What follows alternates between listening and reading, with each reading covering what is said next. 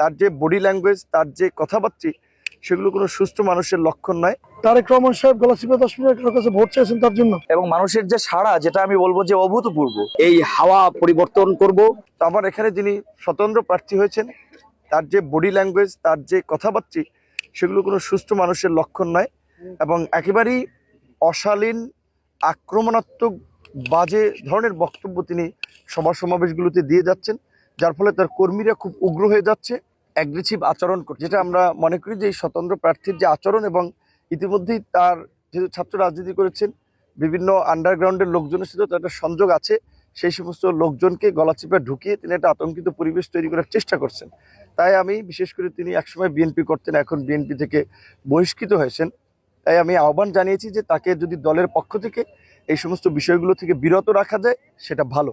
একটা কৃত্রিম সংকট সৃষ্টি করে প্রশাসনের উপরে মব ক্রিয়েট করে নির্বাচন বানচাল কিংবা নির্বাচনে কারচুপি করতে চায়। আমি গণমাধ্যমকে বলবো, এই ধরনের অভিযোগগুলো আপনারা তদন্ত করুন। পুলিশ এবং সকল গোয়েন্দা সংস্থাকে বলবো, আপনারা এগুলো তদন্ত করুন। ভোট কারচুপি তো তাদের বডি ল্যাঙ্গুয়েজ বলছে। প্রথমত বলছে যে জিতে গেছি, হয়ে গেছি, 12 তারিখে ঘোষণা হবে। তারেক রহমান সাহেব দায়িত্ব নিয়েছেন তাকে জিতিয়ে নেওয়ার। তারেক রহমান সাহেব গলাচিপা 10 মিনিট কারোর কাছে ভোট চেয়েছেন তার জন্য। ভোট চাইলেও মানুষ দিবে কিনা সেটিও তো ভোটের মাধ্যমে নিতে হবে। তা জিতে গেলেন কেন, কিভাবে? আমরা man to man, one to one এই পলিসি গ্রহণ করে মানুষের কাছে পৌঁছাবার চেষ্টা করেছি এবং মানুষের কাছ থেকে বিপুল সাড়া, বিপুল ভাবে আমাদেরকে সম্বর্ধিত করেছে।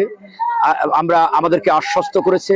তারা বলছে এই হাওয়া পরিবর্তন করব, এই বিদ্যমান ব্যবস্থাপনা পরিবর্তন করে আমরা একটি নতুন সমৃদ্ধশালী একটা কল্যাণ রাষ্ট্র তৈরি করবার জন্য জামাতকেই ক্ষমতায় দেখতে চাই। আলহামদুলিল্লাহ, আমাদের প্রচারণা খুবই উৎসব মুখর পরিবেশে চলছে।